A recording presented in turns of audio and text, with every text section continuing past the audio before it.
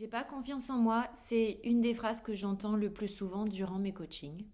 Et comme c'est quelque chose que j'ai beaucoup travaillé sur moi, c'est un thème qui me parle vraiment. Et quand du coup je demande aux gens, mais pour vous, la confiance en soi, ça veut dire quoi, ça représente quoi quand vous voyez quelqu'un, qu'est-ce qui vous fait dire qu'il a confiance en lui? On va souvent me citer soit des traits de personnalité, bah, ça va être quelqu'un qui est à l'aise en public, etc.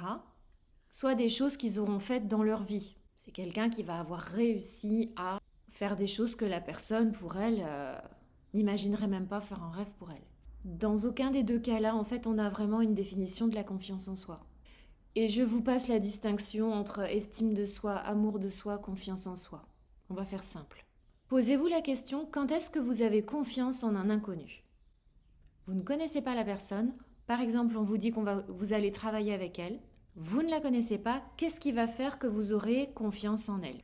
En fait, on se rend compte que ça n'est pas de savoir des informations sur elle, sur son parcours, ça va surtout être de connaître sa personnalité.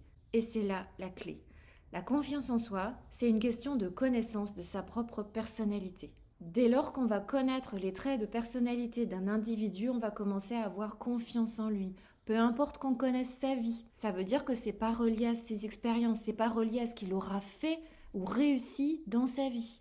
Ce qui va faire que vous aurez confiance en lui, ça n'est pas forcément qu'il a une personnalité sociable à tout prix. C'est-à-dire, c'est pas forcément une personne qui parle facilement en public, etc. Par contre, ce sont des traits de personnalité qui vous indiquent que dans certaines situations, cette personne-là saura réagir, saura affronter, saura avoir des idées, saura communiquer avec vous, saura avancer, etc. Maintenant, prenez-le pour vous.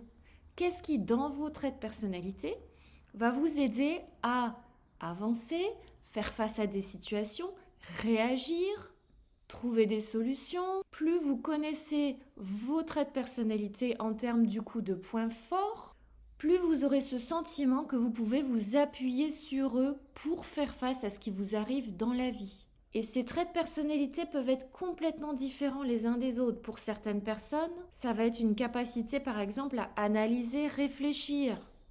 Pour d'autres personnes, ça va être une capacité à rebondir, à se lancer dans l'action, à voir ce que ça donne, et à se réajuster et à repartir derrière.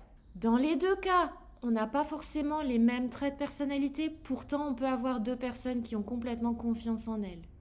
Ensuite, vous pouvez mettre en place le jeu de la confiance en soi.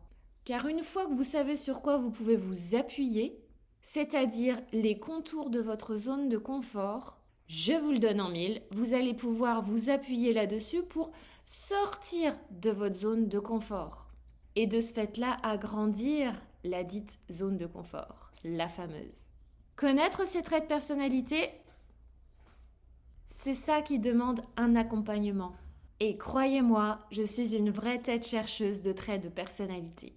Et en plus, j'en ai fait l'expérience. Je vous donne 3 de mes traits de personnalité sur lesquels je m'appuie le plus. 1. Je suis observatrice et j'aime beaucoup faire des liens entre plein d'informations différentes.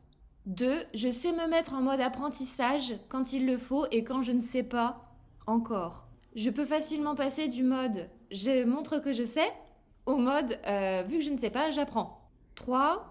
Justement, ma connaissance des types de personnalités qui me permet de sans arrêt connaître les raisons cachées pour lesquelles les gens agissent comme ils agissent. Donc je me vexe très très rarement et je sais qu'avant tout, le regard de l'autre, il est tourné sur lui-même à travers nous. Tout ça fait que je sais me mettre dans plein de situations où je n'ai pas forcément les connaissances, les compétences, l'expérience. Et d'un point de vue extérieur, ça fait en sorte que les gens pensent que j'ai confiance en moi. Et ils auront raison.